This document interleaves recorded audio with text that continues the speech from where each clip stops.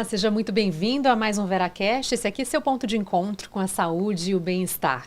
No episódio de hoje, a gente vai falar sobre um assunto que, de alguma forma, faz parte da vida de todo mundo, não tem jeito: o estresse.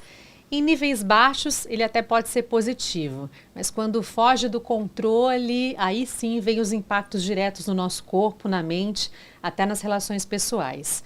Para entender melhor como o estresse interfere no nosso dia a dia, na nossa saúde, principalmente como gerenciá-lo, eu recebo aqui hoje, mais uma vez, o psiquiatra do Veracruz Hospital, Dr. Fernando Tomita. Tudo bem? Tudo ótimo, agradeço aí o convite, poder estar discutindo alguns temas aqui de saúde mental. A gente é que agradece demais a presença, viu? Também comigo hoje a professora de yoga e meditação, que também é psicanalista, Marcela Marim. Bem-vinda ao VeraCast, Marcela, minha xará. Obrigada, Marcela, pelo convite. Estou muito feliz de estar aqui. Antes da gente falar aí das consequências do estresse para o corpo, né? Eu queria entender o que realmente acontece, biologicamente falando, doutor, no nosso corpo quando a gente está estressado. Como é que o nosso corpo reage a esse estado? Acho que a gente pode começar pensando em algumas definições, né? O que a gente está chamando de estresse, né? Na clínica a gente vai chamar isso de ansiedade, eventualmente depressão, mas basicamente os quadros de ansiedade, né? Eu costumo dizer para o paciente que o estresse é aquela sobrecarga, né? A maneira como ele está lidando com alguma situação de uma maneira desfavorável, né?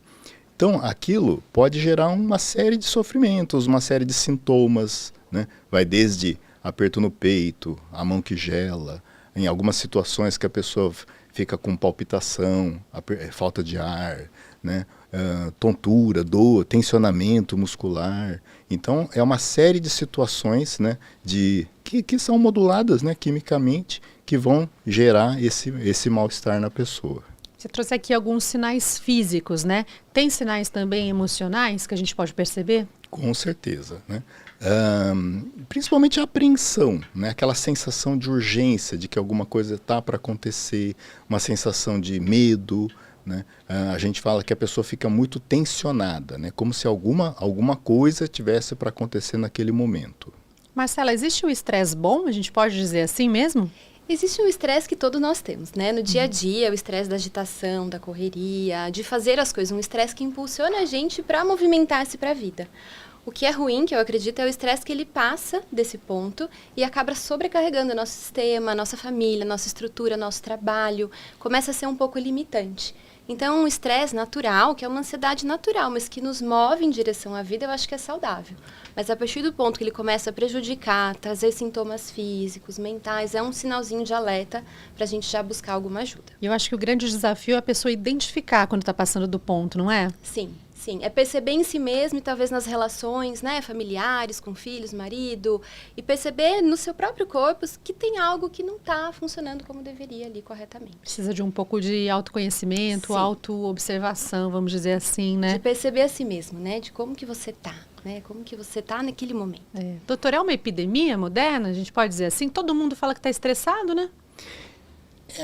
Não é exatamente uma epidemia, mas eu acho que é muito como eu acho que a gente pode até desenvolver um pouco esse assunto.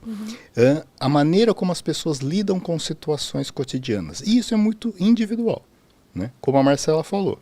Até um certo ponto, esse estresse, essa ansiedade, é uma proteção da pessoa. Seria o estresse saudável, né? Porque é isso que faz com que a pessoa se preocupe, se movimente, se cuide, feche a porta, feche o gás, né? Mas é um estado de atenção benéfico, isso, é um cuidado, exatamente. O grande problema é quando passa desse ponto e a pessoa começa realmente sofrer por conta dessa apreensão, daquele sistema de que alguma coisa muito ruim está para acontecer.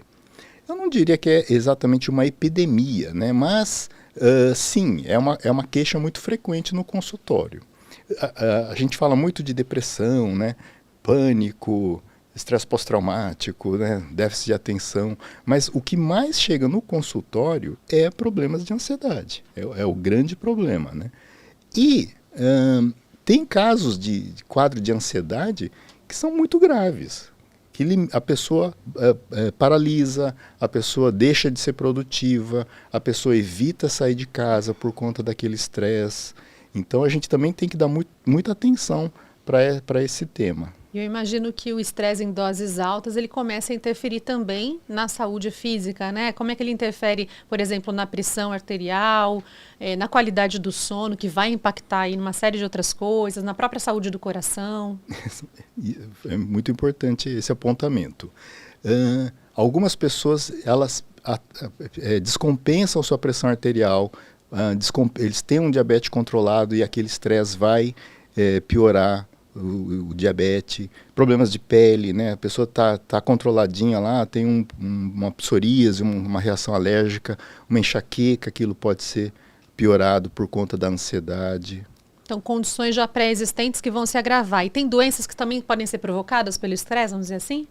A ansiedade, sim, mas assim, aí a gente diria que é o próprio transtorno de ansiedade que vai estar sendo causado, né? Então, assim, aí a gente vai pensar que o transtorno de ansiedade, ele tem sintomas, né? Você citou falta de sono, né? Eu já tinha falado, né, da coração que dispara, apreensão, aperto no peito. Tem gente que tem mutismo, a pessoa para de falar por conta de estresse, né? Que mais que a gente pode pensar? Intestino, né? Problema de intestino irritável, que é relacionado a estresse. Então, tem algumas condições, né, que podem piorar por conta do estresse. Quer dizer, o corpo vai falando com a gente, né, Marcela? Ele vai dando esses sinais no dia a dia. Sim, eu trabalho com o corpo há 20 anos, né, com práticas de yoga, práticas de integrativa, meditação. E geralmente, quando a pessoa ela chega, deve ser assim também, ela está no limite. Né? Ela Quando procura ajuda? Quando procura ajuda, seja de um médico, né, algo medicamentoso, ou uma terapia, né, seja uma psicanálise, uma terapia ou um yoga, ela já não deu mais conta de lidar com aquilo. Então, começa a ser uma pressão interna, e não só física, ela começa mentalmente também a ter desequilíbrios. Então, essa ansiedade, ela começa com pensamentos mais obsessivos, a mente começa a ficar inquieta, a gente vê pessoas muito explosivas, né? Então, pessoas que estão num estado de pressão interna muito grande, e percebendo que nada, né, que não está indo muito bem por aquele caminho, buscam ajuda. Então, o corpo, às vezes ele silencia, às vezes ele grita.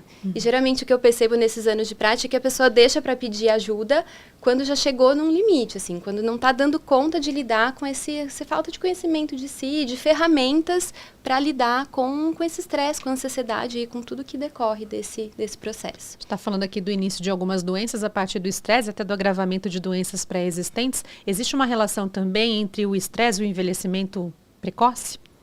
Eu acho que não. Eu não vejo uma relação. Eu vejo uma relação, na verdade, da pessoa viver mal.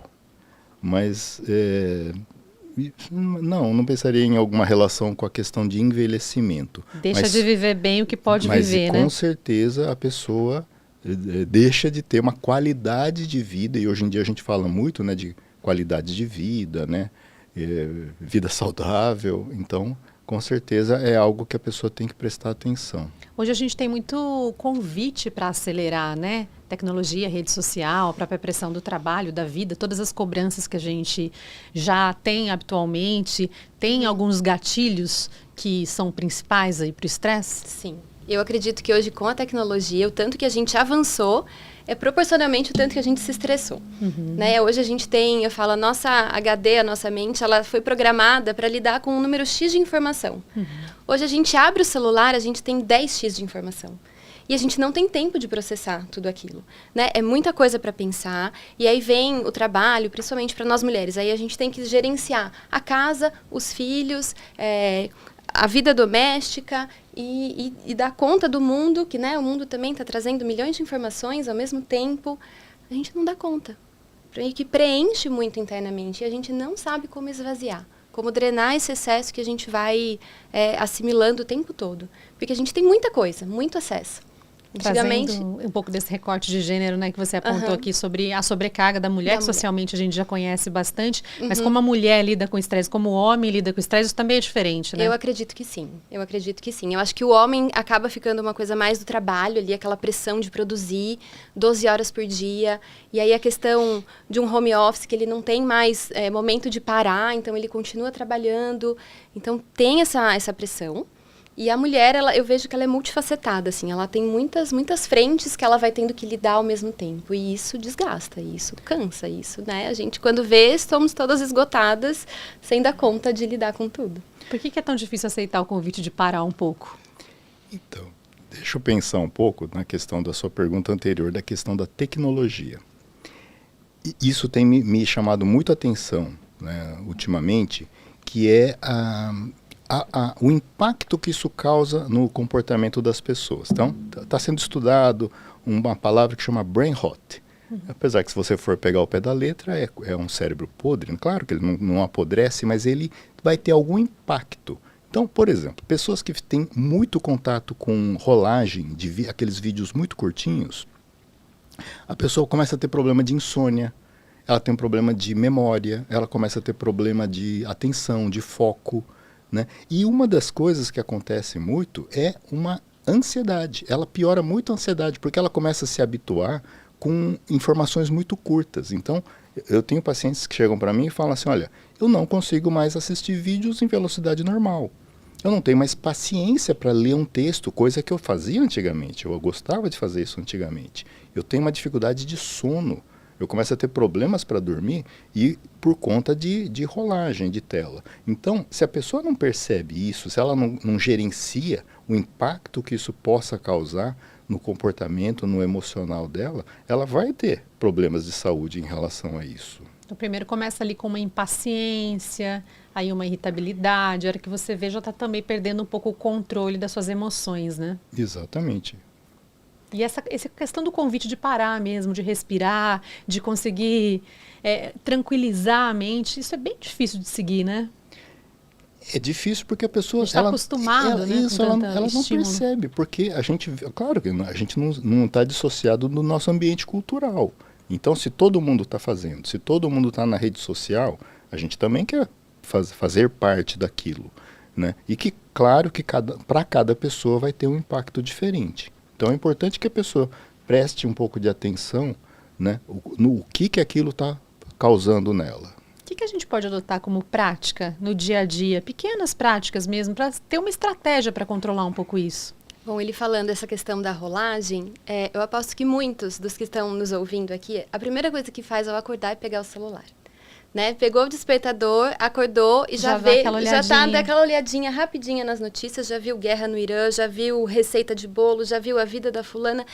Aquilo ali já começou, né? Já trouxe um excesso para sua mente, você está acordando, seu cortisol ele está começando, você está processando até as informações da noite, né? Dos seus sonhos.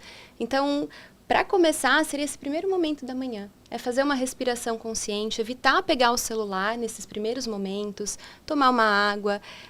A questão cultural também, a questão da rotina. A gente acorda, a gente não toma sol. Né? Então, às vezes, a gente acorda e já vai para um consultório, já fica fechado. A gente não faz uma atividade física. Pausas conscientes. E, principalmente, a gente não se permite inserir no meio da nossa rotina atividades que são para nós. Né, que são benéficas, que a gente vê às vezes como perda de tempo. Então, eu vou numa academia, ou eu vou fazer uma prática de yoga, ou eu vou para terapia. Ai, não, eu não preciso disso. E aí foi o que eu falei no começo. Começa a buscar quando a corda já arrebentou, né, em vez de trazer uma prática integrativa e como essencial para o desenvolvimento, para os nossos dias, para a nossa saúde física e mental. E aí é bom identificar também quando é a hora de procurar uma ajuda profissional? Com certeza, né? É que, no meu caso, as pessoas já me procuram quando já estão... Quando a coisa já está mais... E às vezes nem procuram, porque tem todo um tabu com relação ao psiquiatra, né? Hoje em dia talvez menos. Tá depois da pandemia melhorou muito a aceitação, né? Então se fala muito de saúde mental, né? Necessidade de cuidado com a saúde mental, então isso já melhorou bastante. E as pessoas entendem a importância das práticas saudáveis, não só a medicação? Sim, eu acho que tem muita divulgação, né? Quem trabalha com yoga, né? A imprensa trabalha muito essa ideia, né? E agora atualmente saiu aquela NR1, né? Que todas as empresas vão precisar se preocupar também com a saúde mental do seu funcionário. Então é um tema que está sempre sendo discutido. Então, mas quando a pessoa chega no meu consultório, ela realmente já tem um grau de problema, de adoecimento maior, né? E Sim, a questão é ela relacionar aquilo a algo, a um uso, algum comportamento que ela já adote, né? E que realmente gera estresse para a pessoa. Entender que precisa de uma mudança ali, né? De hábito, de rotina. Estava falando da atividade física. Qualquer atividade pode ajudar nesse sentido, né? Quer trazer um pouquinho também da prática da yoga, da meditação, que é a sua área. Como elas contribuem? Nossa, a atividade física, até eu já li alguns estudos que falam, se você vai tratar uma depressão, é recomendado, primeiramente, que você faça uma atividade física. Porque tem questão hormonal envolvida, tem a questão do sistema nervoso, sistema límbico. Você precisa primeiro organizar esse seu sistema para ir também ajudando a regular essa parte mental. Então, a atividade física é essencial. É essencial, seja ela qual for, uma caminhada, uma natação. E aí, né, trazendo o yoga, que é algo milenar, né, que está até hoje. Eu acho que isso que é muito interessante. É uma prática de 5.000 anos atrás e está em voga. E as pessoas estão procurando. Porque ela não dissocia o corpo da mente. Então, eu acho que a medicina moderna também está já se aprofundando nesse sentido, que os nossos estados psíquicos influenciam o nosso estado físico e o nosso corpo vai influenciar na mente. E a filosofia do yoga, ela vai trabalhar essa simbiose. E ela vai dar ferramentas de respiração, técnicas de relaxamento, meditação, que, né, as pessoas têm um tabu e um medo do que é meditação, né? Mas são coisas pontuais que podem ser feitas aos pouquinhos no dia a dia, e aí você volta o seu olhar para dentro, né? Porque eu sinto que hoje as pessoas, elas estão para fora. Elas estão o tempo todo olhando alguma coisa, comendo alguma coisa, falando com as pessoas, e não tem esse momento de recolher, de interiorizar. E aí, quando faz esse olhar interno, tá uma bagunça aqui dentro, né? Não dá conta de lidar com esse mundo interno que é tão rico, né? Tá desconectado das próprias emoções. O Mindfulness é uma técnica de meditação que surgiu, ela é moderna, porque ela pegou as raízes ancestrais do yoga, do budismo, que vem lá, que remontam do passado, mas ela desconectou de qualquer viés religioso, né, para ser acessível para as pessoas hoje. Então, ela são técnicas de respiração para a gente manter a consciência no momento presente. Então, são técnicas que a gente usa a respiração, a contagem, a consciência do próprio corpo. Então, eu sinto meus pés, eu sinto as minhas mãos, eu sinto a minha respiração. E isso vai convidando a minha mente para o agora, porque a gente está sempre ou lá na frente ou lá atrás. Então, é uma técnica moderna de meditação, mas que tem as raízes lá atrás. Uma dificuldade que muita gente tem ao tentar praticar a meditação é falar, não consigo esvaziar a minha mente, né? Sim. É necessário realmente esvaziar completamente a mente para, de fato, fazer uma meditação ou não? Não. Isso é maravilhoso que você pergunte, porque a mente, ela só existe porque a gente pensa. Então, a mente, a natureza da mente é feita de pensamentos. Na meditação, é como se eu me desconectasse por alguns instantes e olhasse esse movimento interno da mente. Então, às vezes, eu sento para meditar 30, 40, 50 minutos e eu consegui um segundo, 2 segundos, um lapso dessa desconexão. Então, é como se eu olhasse a mim mesma, essa forma que eu aprendi a pensar, a ser, né, esses pensamentos que são automáticos, eu me desconecto, eles vão continuar existindo, mas eu me descolo deles. Eu olho para eles. Então, a Marcela está lá, pensando 1000 coisas no trabalho, nos filhos e na casa. Eu estou aqui centrada, respirando. E isso vai trazendo uma paz muito profunda. Porque tem o nosso eu interior, né, a nossa conexão, e tem a nossa mente. Está consciente do caos, mas está ali observando. Mas você está presente. Né? Às vezes a gente está conversando, olhando como uma pessoa e a gente não está presente. A gente já está pensando em outra coisa. Ou a gente já está julgando, ou a gente já está preocupado. E a meditação, ela traz essa consciência. Eu estou aqui e agora, presente. E parece difícil, e não é. Eu falo que meditar é como dormir, a gente sabe, só que tem muitas coisas que nos atrapalham, e principalmente somos nós mesmos.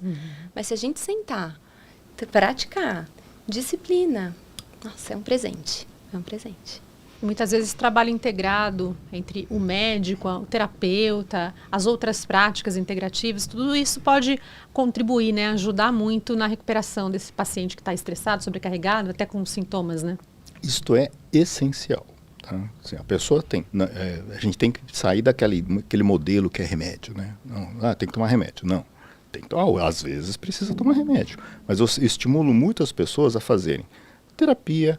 É isso que a Marcela está falando, dessas técnicas de relaxamento, essa técnica de autopercepção, que é exatamente isso que as pessoas estão deixando de fazer. Elas entram num automatismo, né, tecnológico, e elas param de de entender o quanto que aquilo está me prejudicando, né? Então, essa questão, eu estimulo muito meus pacientes a estarem procurando atividade física. A gente tem que pensar numa palavrinha que é higiene. Só que a gente está mais acostumado à higiene corporal, higiene física, né? Não, tem a higiene mental também. Eu tenho que dar uma desconectada, eu tenho que dar uma bloqueada um pouco no que está me afetando, no que está me causando estresse. Senão não vai funcionar. A atividade física que a Marcela comentou, eu estimulo bastante os pacientes dentro do possível, né, dentro do seu tempo, dentro das suas condições, a procurarem também esse tipo de atividade. Claro, cada um tem uma realidade, né? Às vezes uma sobrecarga, um nível de sobrecarga, mas à medida que conseguir, tentar encaixar isso no dia a dia. Me veio aqui agora que tem, não sei se vocês já ouviram falar no banho de floresta. Não. É algo que surgiu no Japão. E foi comprovado que as plantas, elas liberam fitocidas. Doutor, me perdoa se eu estiver falando algo errado. Que são como se fossem hormônios que as plantas liberam e ajudam a regular o nosso sistema imune e nervoso. Então, no Japão, hoje em dia, eles prescrevem banho de floresta. Então, é se conectar com a natureza. E pensa, Marcela, a gente nasceu, né? A gente vem de um ventre, a gente vem da natureza, a gente se conecta. Quando que a gente anda descalço? Quando que a gente vai para o meio do mato? Quando que a gente vai estar no meio de uma árvore, silenciar? E não precisa ser nada muito elaborado, né? Pisar numa grama. Não precisa pagar uma super academia. É pisar descalço no sol, é se cercar de natureza. Né? A gente vive cada vez mais no concreto, fechado, no carro. O que a gente quer é o modelo tecnológico. E se a gente fizer um movimento contrário? Se a gente for pôr um pé num rio, se a gente for tomar sol, se a gente for abraçar uma árvore, né? que conecta com essa coisa que é muito profunda em nós, da nossa natureza, da nossa essência. Bom, vi aqui o VeraCast, identifiquei que estou estressada, que devo fazer algo a respeito. Qual que é a mensagem final que vocês deixam? Que é o primeiro passo para quem identifica que está sobrecarregado e quer aliviar essa situação? Bem, você já deu a primeira dica, que é a percepção. Eu tenho que identificar aquilo, né? Então, perceber que tem alguma coisa que já está fora do habitual. Eu já estou com algum grau de sofrimento em relação a isso, tá? Sim, tirando, né, toda essa coisa de, vamos chamar de desintoxicação, né? O pessoal fala muito de detox. Eu tenho que fazer um detox daquilo que estava me fazendo mal. Pode ser uma relação tóxica, pode ser eu estou bebendo muito, eu estou me intoxicando com álcool demais, eu estou usando... Grudada na tela. Isso, exatamente. Eu estou abusando, eu estou fazendo um uso exagerado de tela. Então, ok, vamos lá. Eu acho que então essa é a primeira questão. Você tenta eliminar aquilo que está te prejudicando. Não conseguiu? Aí sim, aí está a busca de um profissional, ou da psiquiatria, ou da psicologia, a psicanálise que a Marcela trabalha, essas técnicas de relaxamento, de yoga também, mas aí eu não vou me aventurar a falar disso porque é área. E a sua mensagem para essa pessoa qual é? Eu acho que se você quer ver uma mudança no mundo, né, que a gente reclama tanto que o mundo está estressado, está agitado, está nervoso, a gente tem que começar pela gente. Né? O Gandhi já falava isso, seja a mudança que você quer ser no mundo.